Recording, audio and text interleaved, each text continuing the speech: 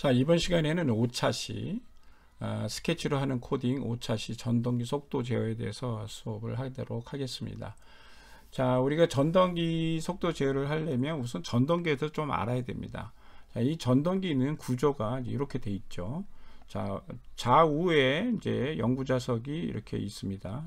사실은 연구자석은 이제 이렇게 한 몸으로 되어 있죠.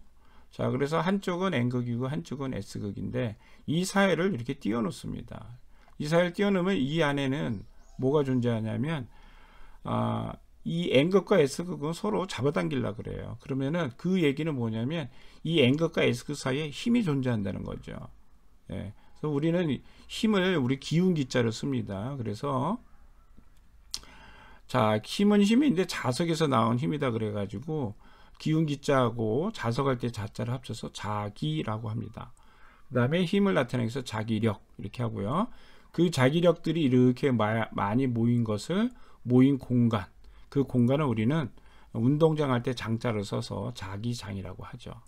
자, 그러면 이제 자기장이 형성이 되어 있는데 자기장의 방향, 사실은 자기력선의 방향이죠.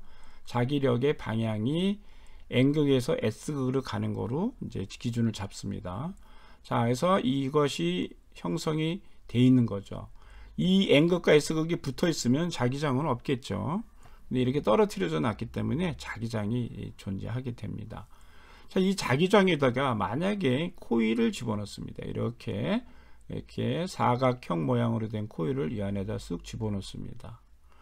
그 다음에 여기 자기장, 여기 이 코일에다가 전류를 살짝 흘려봅니다. 자, 화살표 방향대로 자, 이렇게 전류를 흐르면 이렇게 해서 나올 것입니다. 이렇게 나오죠. 자, 여기 건전지가 있네요. 그래서 건전지가 이쪽에 플러스니까 전류는 플러스에서 마이너스 방향으로 흐른다. 이렇게 하면은 전류가 루프를 형성해서 이렇게 돌 겁니다.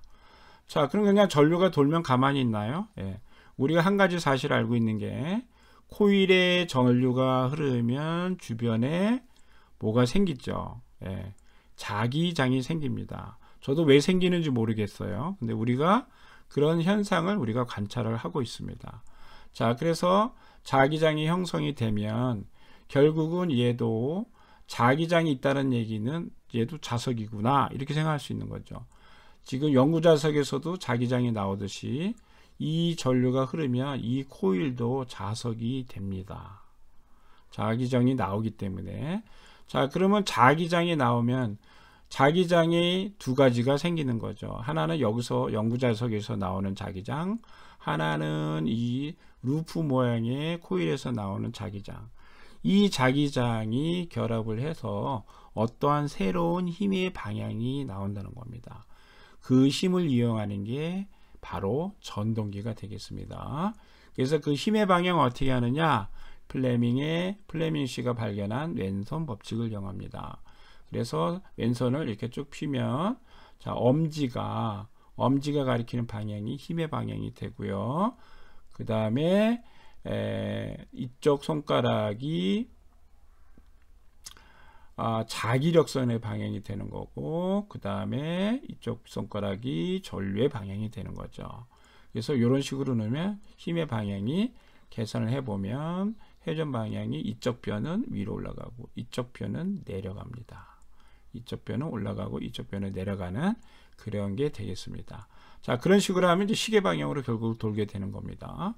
그래서 이제 이 회전을 할 때 이 정류자를 가지고 전류 방향을 바꿔줘야 됩니다. 그렇지 않으면 계속해서 회전이 안 돼요. 힘의 방향을 계산해 보면 그렇습니다. 자, 그래서 전류 방향을 이 변이 이쪽으로 돌아올 때면 바꿔줍니다. 그래서 그 바꾸는 구조를 기구장치로 만드는 게 정류자예요. 자, 이제 이런 식으로 해서 돼 있습니다. 그러면은 이제 속도 제어를 어떻게 하면 되겠습니까? 지금 여기서 하는 속도 아두이노로 제어할 건데 여기서 속도는 PWM을 이용합니다. 자, PWM은 별게 아니에요. 펄스 폭입니다. 펄스 위스죠. 그래서 이것이 이제 여기 나와 있는 대로 펄스라는 게 이렇게 툭 튀는 겁니다. 우리 심장이 툭 튀듯이 이렇게 튀는 거죠. 툭 튑니다. 얘도 튑니다. 자, 더 넓게 튑니다. 얘도 다 펄스예요. 그러면 이 시간이 바뀐다는 거죠. 여기서 위스라는 폭은 요 시간 이렇게 푹 뛰었을 때 위에 튀어 올랐을 때 튀어 오른 상태가 유지되는 시간, 이게 이제 폭이라고 생각을 합니다. 만약에 이 폭을, 이 펄스를 만약에 전류라고 치겠습니다. 여기에 공급되는 전류라고 치면 요거는 전류가 짧게 공급되겠죠. 전류가 좀 더 길게 공급됩니다. 더 길게 공급됩니다. 자, 이러면 얘는 모터가 찔끔찔끔 돌겠고, 얘는 조금 더 많이 돌겠고, 얘는 더 많이 돌 겁니다. 자, 결론적으로 어느 게 속도가 가장 빠를까요?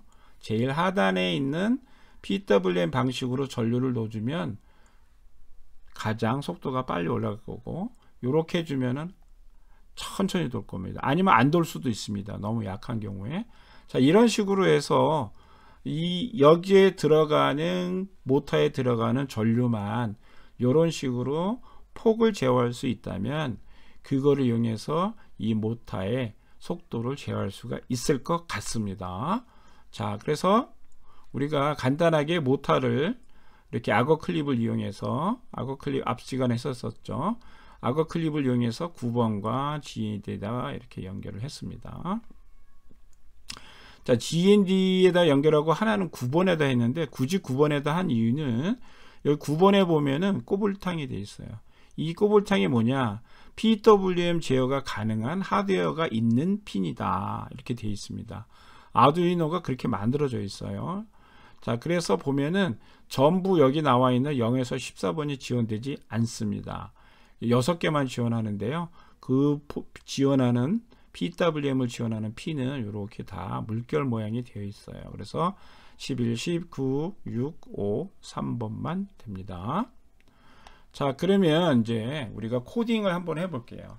자, 속도 제어를 해야 되기 때문에 PWM을 써야 됩니다. 그때 나오는 함수가 바로 아날로그 라이트 함수입니다. 자, 디지털이 아니고 아날로그예요. 그래서 폭의 변화를 0에서 255까지 할 수 있습니다. 그 시간을 0에서 255까지 해서 256까지로 이제 만들 수가 있습니다. 그 다음에 속도를 쑥 올렸다 쑥 내릴 거예요. 쑥 올렸다 쑥 내리려면 PWM 값을 서서히 증가시켰다 서서히 줄여야 됩니다. 그때 우리가 사용할 수 있는 게 바로 반복문, for문을 사용을 하겠습니다. 자, 코드를 볼까요? 자, i라는 변수를 선언을 해서 150을 일단 넣습니다. 그 다음에 s라는 변수도 하나 만들고요. 셋업에서 처음에 아날로그 라이트를 9번을 쓰기로 했으니까 9번 포트에다가 255 최대값이죠. PWM 이렇게 하면 PWM 최대값입니다. 255가 최대값으로 0.1초 동안 확 돌릴 겁니다.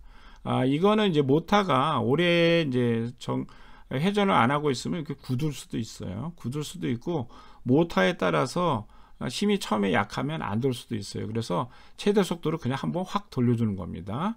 0.1초를 돌립니다. 그러면 웬만한 이제 모터, 그 모터를 가지고 이제 다 실험할 수가 있겠습니다.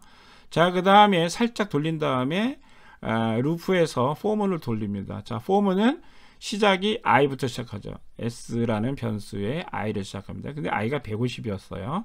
자, 150부터 출발해서 하나씩 증가를 하는데 256보다 작게, 즉 255까지 증가를 시키는 거죠. 그렇게 증가시키면서 아날로그 라이트 9번의 값을 9번 포트, PWM 포트에다 S값을 집어넣는 거죠. 근데 S값이 얼마에서 얼마? 150에서 250까지 쫙 증가합니다. 매번 0.01초씩 이제 쉬는 거죠. 자, 이렇게 되면은 이제 속도가 요 구간에서 증가가 될 거고, 이쪽 구간은 이제 거꾸로 255에서 빼갑니다. 그래서 150-1까지, 즉 150까지 이제 빼가는 거죠. 자, 이런 식으로 하면 증속, 감속이 되겠죠. 그래서 이렇게 코딩을 하게 되면은 전동기의 속도를 부드럽게 올렸다가 부드럽게 내리는 과정이 계속해서 무한히 반복하게 되는 그런 코드를 이제 작성한 게 되겠습니다. 그래서 이런 식으로 간단하게 포문, 그 다음에 아날로그 라이트, PWM 기능을 이용해서 전동기 속도를 아주 부드럽게 올리고 내리는 그런 조정을 할 수가 있겠습니다.